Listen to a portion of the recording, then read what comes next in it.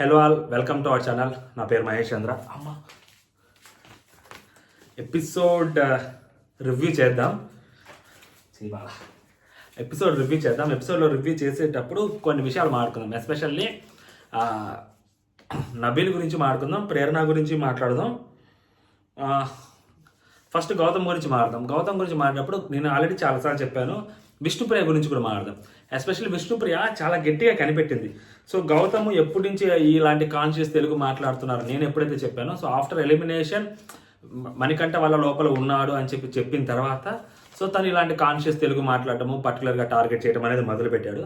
So ఆ అమ్మాయి కూడా అదే మాట్లాడింది అనమాట. అంటే తన గేమ్ ఆడుతుంది బాగానే. పృథ్వీ గురించి ఎంత ఆలోచించినా పృథ్వీతో ఉంది అనే వాళ్ళకి, సో అమ్మాయి కూడా గేమ్ ఆడుతుంది, అమ్మాయి కూడా ప్రతి ఒక్కరిని గమనిస్తుంది అనేది క్లియర్గా అర్థమైంది ఈ రోజుతోటి. అండ్ నెక్స్ట్ గౌతమ్ గురించి.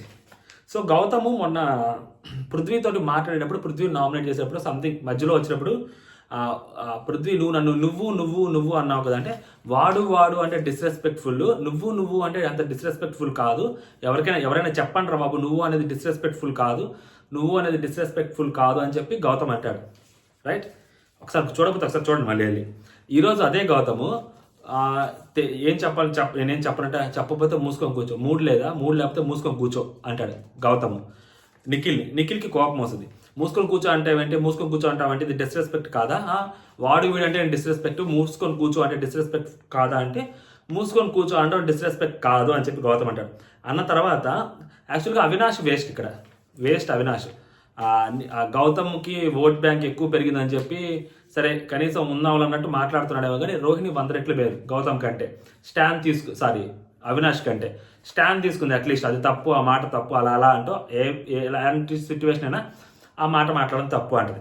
దాని తర్వాత గౌతము ఏమంటాడంటే మూసుకొని కూర్చో అన్నావు డిస్రెస్పెక్ట్ అయితే, నువ్వు అనడం కూడా డిస్రెస్పెక్టే అంటాడు. సరిగ్గా మీరు వింటే నువ్వు అనడం కూడా డిస్రెస్పెక్టే అంటాడు.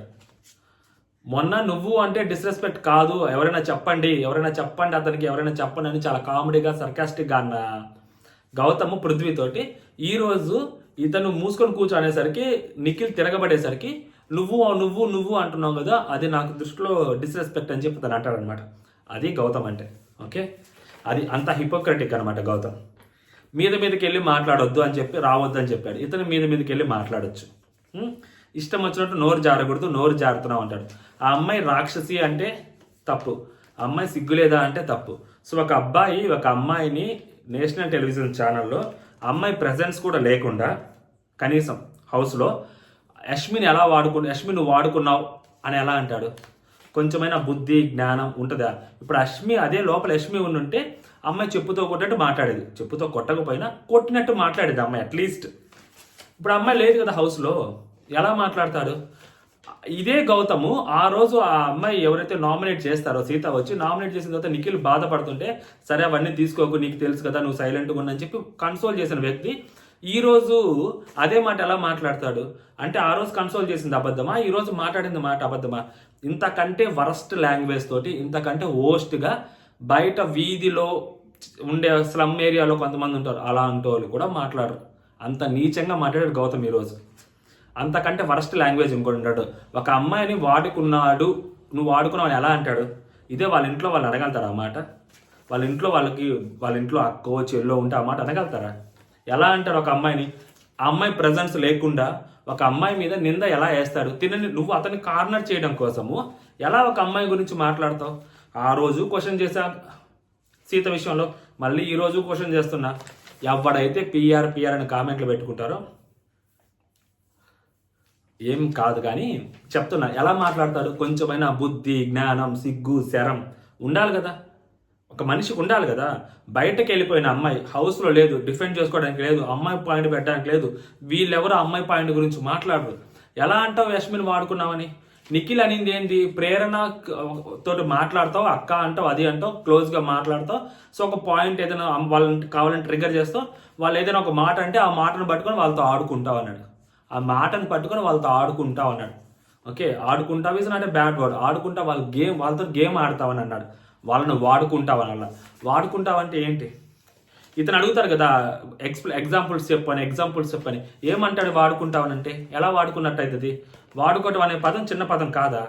ఇట్స్ నాట్ అబ్యూజివ్ లాంగ్వేజా? మూసుకొని కూర్చో అనడం అనేది కూడా కరెక్ట్ వర్డా? రెస్పెక్ట్ఫుల్ వర్డ్ అది. వాళ్ళ అమ్మని వాళ్ళ నాన్న కూడా మధ్యలో మాట్లాడుతుంటే మూసుకొని కూర్చో అమ్మ, మూసుకొని కూర్చో నాన్న అంటాడా? అతని పాయింట్ ఆఫ్ వ్యూలో అడుగుతున్నా.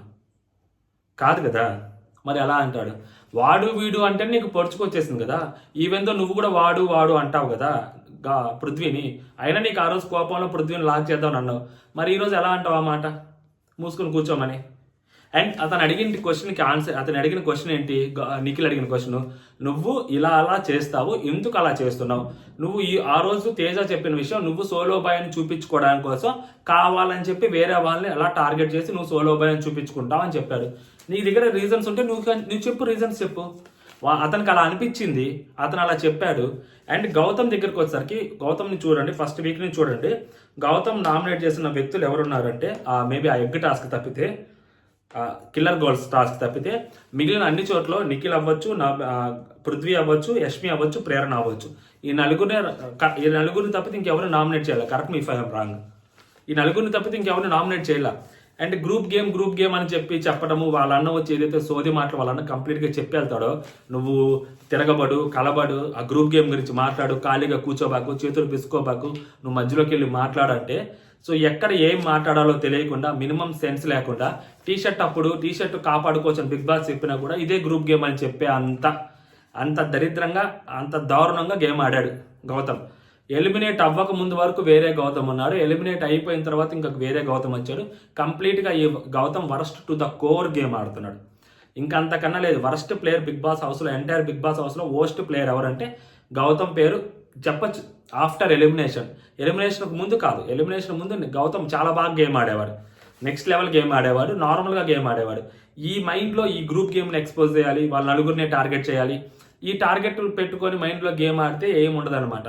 సో టార్గెట్ పెట్టుకొని బ్యాటింగ్ దిగితే ఏమొస్తుంది చెప్పు? బౌల్డ్ అవుతారు, క్లీన్ బౌల్డ్ అవుతారు. సేమ్ ఇంతే, క్లీన్ బౌల్డ్ అయ్యాడు అనమాట, అంతే. ఇంతకన్నా లేదు ఇంకా గౌతమ్కి. ఇప్పటి వరకు విన్నర్ అవ్వచ్చు అనుకునే వ్యక్తి క్లీన్గా అర్థమైపోయింది. ఇంతకన్నా వర్స్ట్గా బిహేవ్ చేసే వాళ్ళు ఎవరు విన్నర్ అవ్వడానికి ఛాన్స్ లేదు. Gautham the worst to the core, మామూలు వరస్ట్ కూడా కాదు, worst to the core game ఆడాడు.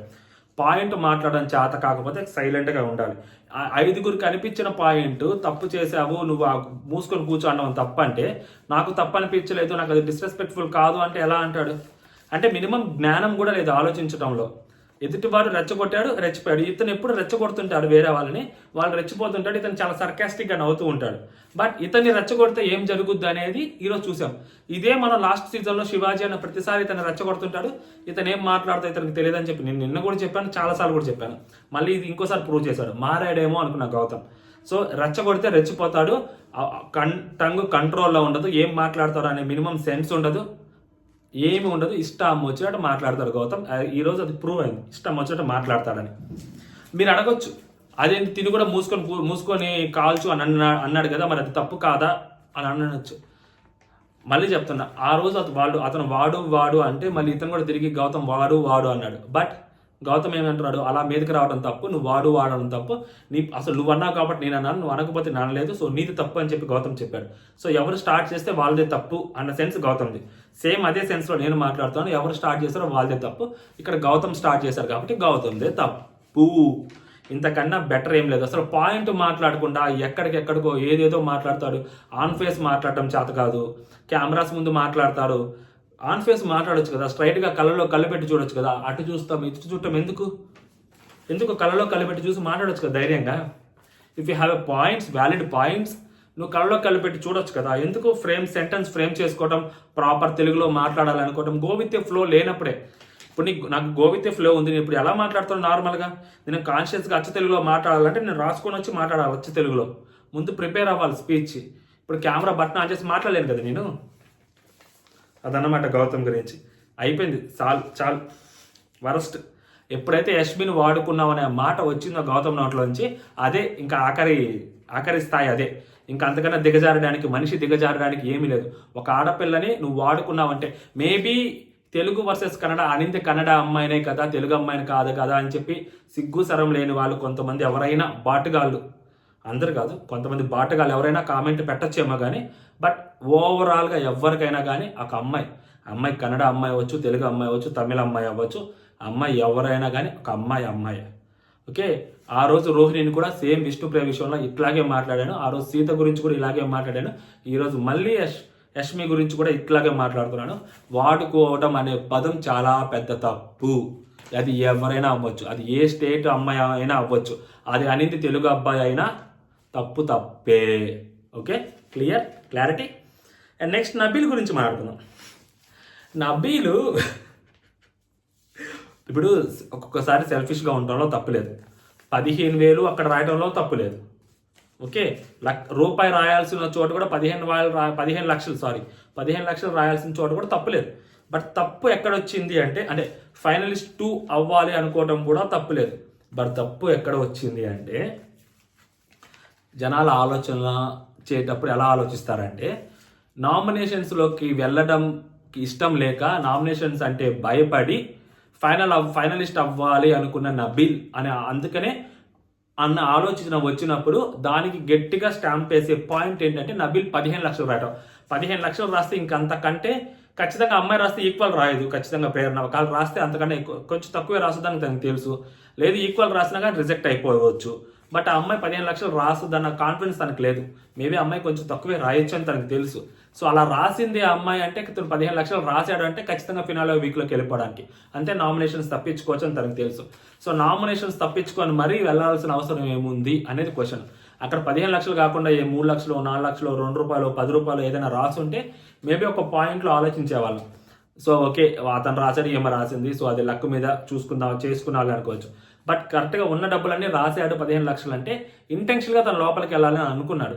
సో అది సెల్ఫిష్గా ఆలోచించాను అని తన అంటాడుచ్చేమో, బట్ అది భయపడి లోపలికి వెళ్తున్నారు అని జనాభిప్రాయం.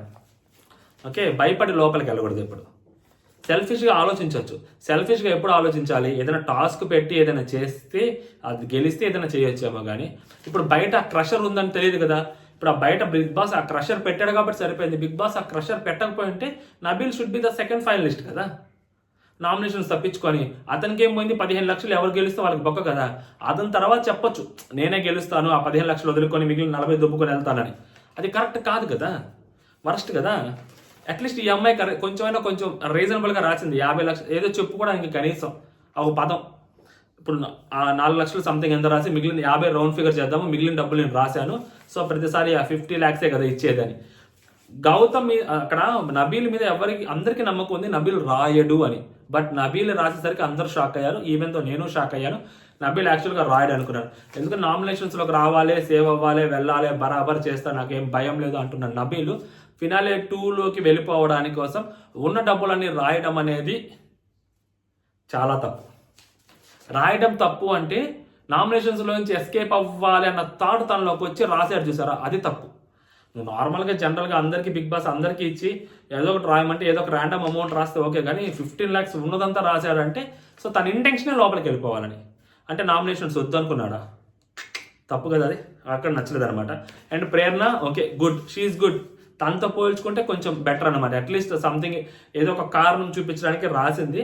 బట్ ₹1 ₹2 రాయొచ్చు. బట్ అంత అమౌంట్ రాశారంటే ఇప్పుడు ఆ అమ్మాయికి కూడా తెలియదు కదా. నబీల్ తనకంటే తక్కువ రాసుంటే అమ్మాయి కూడా అమ్మాయి లోపలికి వెళ్ళిపోయేది కదా ఈజీగా.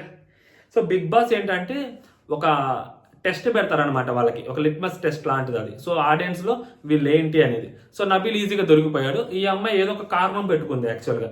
సో 50 lakhs రౌండ్ చేసుకోవచ్చు కదా అని చెప్పి పెట్టుకుంది అమ్మాయి. వస్తే వచ్చింది, లేకుంటే లేదన్న థాట్లో సరే ఇంత అమౌంట్ రాద్దాము, ఎవరైనా వేగ కారణం అడిగితే ఈ కారణం చెప్పొచ్చు కదా అని అమ్మాయి తెలివితేటలు ఏవైతే ఉన్నాయో దానికి మెచ్చుకోవచ్చు అమ్మాయిని. ఖచ్చితంగా దానికి మెచ్చుకోవచ్చు. ఇప్పుడు ఎందుకంటే నబీల్ ఎక్కువ రాశారు కాబట్టి. అదే నబీల్ 3 లక్షలు 2 లక్షలు రాసుంటే అమ్మాయిని ఖచ్చితంగా అమ్మాయిని తప్పు పట్టేవాళ్ళం ఖచ్చితంగా. అమ్మాయి ఆ పాయింట్ చెప్పున్నా. సో అక్కడ ఖచ్చితంగా 0 రాయాల్సింది, ఇద్దరు కానీ 0 రాయాల్సింది. ఈజీగా తీసుకుని వెళ్ళిపోవడం అనే దానికి అస్సలు కరెక్ట్ కాదు. మన రోహిణి గురించి అంత గట్టిగా మాట్లాడుతున్నప్పుడు ఈజీగా వీళ్ళు ఎలా వెళ్ళిపోతారు ఫైనలిస్ట్కి? తప్పు కదా. అదేమీ టాస్క్ కాదు, అది బిగ్ బాస్ అమౌంట్లోంచి ఫైనల్ అమౌంట్లోంచి పోతుంది. అది ఏదైనా టాస్క్ పెట్టి గెలిస్తే ఓకే అనుకోవచ్చు మనం, ప్రాబ్లం లేదు, కసి తీరా ఆడారు, టాస్క్ ఆడారు కాబట్టి వెళ్ళారు లోపలికని. బట్ అస్సలు తప్పదు, అస్సలు నచ్చలే. And next Nikhil nomination Rohini గారిని. సో రోహిణి యాక్చువల్గా ఫస్ట్ ఆఫ్ ఆల్ రోహిణి నామినేషన్స్లోకి వస్తుంది, లైక్ ఆల్రెడీ బిగ్ బాస్ చెప్పేసాడు వచ్చేసిందని. బట్ అమ్మాయి ఏంటంటే సో అమ్మాయి ఫోటో కాలదు, మేబీ ఫైనలిస్ట్ అయిపోతుంది, ఎవరు తన ఫోటో కాల్చరు అని తను అనుకొని ఉంటుంది. ఎందుకంటే నిఖిల్కి మేరీ ఎవరైనా ఉండుండొచ్చు, సో నిఖిల్ వేరే వాళ్ళ జోలికి వెళ్తాడు, నా జోలికి రాడు అని అనుకుంది తను. బట్ అలా చేయకుండా ఉండడం కోసమే అనుకుంటా గౌతమ్ని పిలిపించింది. సో గౌతమ్ని పిలిచి నిఖిల్ నామినేట్ చేయించారు అక్కడ. ఓకే, ఇప్పుడు నిఖిల్ యాక్చువల్గా ఇంకెవరైనా నామినేట్ ఫస్ట్ తర్వాత ముందు విష్ణుప్రియని పిలిచి గౌతమ్ని నామినేట్ చేపిస్తారు. సో ఇంకా నిఖిల్కి ఆప్షన్ లేదు అక్కడ. నిఖిల్కి ప్రేరణ, నబీల్ ఉన్నారు. సో ప్రేరణ నబీల్ని కాకుండా నబీల్ని ఖచ్చితంగా చేయరు. ఎందుకంటే సో తను ఒక మాట చెప్పేటప్పుడు ఏంటంటే ప్రాబ్లం వచ్చింది ఇక్కడ నిఖిల్ది. సో అనవసరంగా లాగాడు. అమ్మాయి యాక్చువల్గా మంచి డిఫెండ్ చేసుకుంటుంది రోహిణి చాలా గట్టిగా మాట్లాడుతుంది. రోహిణి చాలా గట్టిగా బాగా మాట్లాడుతుంది, పాయింట్ ఉంది. సో తర్వాత ఫంబుల్ అయింది, భయపడింది అనుకోండి. వెనక్కి వచ్చిన తర్వాత అవినాష్తో మాట్లాడేటప్పుడు ఆ నామినేషన్స్లోకి వస్తే ఆ భయము ఉండే కాళ్ళు చేతులు నోరు మొత్తం వణుకుద్ది, షేక్ అయింది 6 రోజులు. నీ అమ్మ ఏమైద్దో ఏమో, ఆ ప్రెషర్లో ఏం ఆడాలో ఎలా ఆడాలో తెలియక, డెసిషన్స్ కరెక్ట్గా తీసుకోవాలో లేదో తెలియక, ఒక్కొక్కసారి దొరికిపోతా, ఒక్కొక్కసారి భయపడతా డెసిషన్స్ తీసుకుంటారు. అదే నామినేషన్స్లో రాకపోతే ఎవరో మనల్ని ఆపేది అన్నట్టు వెళ్తారనమాట బేసిక్గా. సో రోహిణి గారు నామినేషన్స్లోకి రావడం అనేది మనోడు చెప్పిన పాయింట్ ఏంటంటే వాళ్ళిద్దరు ఆల్రెడీ సేవ్ అయ్యి వచ్చారు. సో ఆడియన్స్లోకి వెళ్ళి వాళ్ళు టాస్క్లు ఆడారు, వాళ్ళు హౌస్లో వర్క్ చేశారు, ఈక్వల్ టు మీరు టాస్క్లు ఆడారు, మీరు వర్క్ చేశారు, వాళ్ళు మెగా చీఫ్ అయ్యారు, మీరు మెగా చీఫ్ అయ్యారు. సో అన్ని పాయింట్స్లో బ్యాలెన్స్ ఉంది. ఒకే ఒక పాయింట్, సో మీరు వాళ్ళందరూ నామినేషన్లోకి వెళ్ళి సేవ్ అయ్యి వచ్చారు. సో వాళ్ళు ఇప్పుడు కూడా నామినేషన్స్లో ఉంటారు వాళ్ళు ఖచ్చితంగా. సో మీరు కూడా మేబీ వాళ్ళు ఒక్కసారైనా నామినేషన్స్లోకి వెళ్ళి వచ్చారు కాబట్టి వాళ్ళు ఫినాలేలోకి వెళ్ళినా నాకేం ప్రాబ్లం లేదు. బట్ మీరు ఆడియన్స్ యాక్సెప్టెన్స్ ఒక్కసారి కూడా లేదు కాబట్టి మీరు కూడా ఒక్కసారి వెళ్ళి వస్తే సో ఖచ్చితంగా మీరు ఫినాలే వీక్లో ఉంటారు కాబట్టి సో మీరు వెళ్ళి రావాలి అని ఒక మాట చెప్పుంటే అయిపోద్ది. దానికి ఏదేదో చెప్పారు. సో ఆ అమ్మాయి ఏంటంటే అంటే నేను ఇప్పుడు దాకా నామినేట్ కాకపోవడం నా తప్ప అంటే తను అది కూడా చెప్పుండాల్సింది. మీరు నామినేట్ కాకపోవడం మీ తప్పు కాదు, మిమ్మల్ని నామినేట్ చేయకపోవడం కూడా మా తప్పు కాదు. బట్ ఈ క్షణము ఇక్కడికి వచ్చేసరికి మీరు ఇద్దరు సమానంగానే గేమ్ ఆడారు. బట్ ఏదైనా ఎడ్జ్ చూపెట్టాలి, ముగ్గురులో ఒకరిని నామినేట్ చేయాలి కాబట్టి ఖచ్చితంగా ఫోటో కాల్చాలి కాబట్టి ఇది ప్రక్రియ కాబట్టి సో వాళ్ళని కాకుండా, ఎందుకంటే వాళ్ళు నామినేషన్స్లోకి వెళ్ళి వచ్చారు, మీరు ఇంకా వెళ్ళి రాలేదు అనేది ఒకటే. సో మీరు కూడా వెళ్ళి వస్తే మీకు కూడా ఒక ఆడియన్స్ యాక్సెప్టెన్స్ వస్తే ఫినాలే వీక్లో మీరు ఉండడానికి మీకు కూడా ఒక గట్టిగా ఉంటుంది. అంటే ఆటతో పాటు మీకు ఆడియన్స్ కూడా మీ వెనక ఉన్నారు అని మీకు ఒక కాన్ఫిడెన్స్ వస్తుంది, నాకు ఒక కాన్ఫిడెన్స్ వస్తుంది, అందుకని మిమ్మల్ని పెడుతున్నాను అని చెప్పుంటే బాగుండేది. ఇది చెప్పకుండా ఏదైతే చెప్తాడు అంటే లైక్ కర్ర విరగకూడదు, పాము చావకూడదు అన్నట్టు మాట్లాడతాడు. అంత సెట్ కాలా బేసిక్గా. అమ్మాయి చాలా గట్టిగా మాట్లాడింది. దాని తర్వాత ఆ అమ్మాయి వెనక్కి వెళ్ళి మాట్లాడింది నిఖిల్ గురించి. అందుకే వాడికి దమ్మివ్వలేదు, వాడు ఏదో డైరెక్ట్గా చెప్పడు. అదే వాళ్ళిద్దరిలో ఒక నామినేట్ చేయడా, ఇప్పుడు నన్ను ఎందుకు నామినేట్ చేశాడు. ఈ అమ్మాయికి బేసిక్గా నామినేషన్స్లో అంటే ఫోటో చిన్నగతో డైరెక్ట్గా ఫినాలే వీక్లోకి వెళ్ళిపోదామని అనుకుంది. బట్ అది చినిగేసరికి ఆ అమ్మాయికి మెంటల్ ఎక్కిపోయింది, ఫంబుల్ ఎక్కిపోయింది అనమాట. సో ఓవరాల్గా అది ఇక్కడ క్లియర్ అబ్బా, ఇంతకన్నా ఘోరం ఉండదు. యష్మి గురించి మాట్లాడటం అనేది వరస్ట్ టు ద కోర్ గౌతమ్ది. సో ఆ మాట మాట్లాడుకుంటా ఉంటే బాగుండేది. ఎందుకంటే నిఖిల్ని ఆ పాట సీత అనిపోయిందని చెప్పి అదే ఓదార్చిన మనోడు వేరే వాళ్ళ పాయింట్లు తీసుకొని నామినేట్ చేయడం తప్పితే దీనికి సొంత పాయింట్లు ఏముండవు చెప్తున్నా కదా గౌతమ్కి. ప్రేరణ విష్ని ఆ లూజ్ మాటలు మాట్లాడిందని చెప్పి విష్ణుప్రియ గురించి అదే ఎప్పుడు చెప్తుంటాడు. అండ్ తర్వాత పృథ్వీ వచ్చేసరికి అప్పట్లో వాడు వీడు, తర్వాత రారా పోరా అదే పాయింట్ మీద నామినేట్ చేస్తుంటాడు. నిఖిల్ని ఆ యష్మి పాయింట్ చెప్పి ఇంకోటి చెప్పి వేరే వాళ్ళు చెప్పిన పాయింట్లు చెప్పి ఆ వైల్డ్ కార్డ్స్ని తొక్కేద్దాం అనుకున్న పాయింట్లు, ఈ పాయింట్స్ అన్నీ చెప్పి ఇతన్ని నామినేట్ చేస్తాడు. ఓకే, వీళ్ళ ముగ్గురిని. యష్మిని కూడా సేమ్ అంతే. మీరంతా గ్రూప్ గేమ్ ఆడుతున్నారు, మీరంతా ఒక గ్రూపు, అందుకే మిమ్మల్ని నామినేట్ చేస్తున్నాను ఆ సండే వీడియోస్, సాటర్డే వీడియోస్ చూసి. సో తనకంటూ ఒక చూసింది, తనకంటూ ఒక అనిపించింది. అక్కడ పాయింట్స్ పెట్టేవి చాలా తక్కువ ఉంటాయి. ఈ నలుగురిని నామినేట్ చేసినప్పుడు ఇప్పటి వరకు గౌతమ్ చెప్పిన పాయింట్స్ ఇవే. దీన్ని దాటి ఇంకేమైనా పాయింట్స్ ఉన్నాయి అంటే ఇంకెక్కడ లేవు.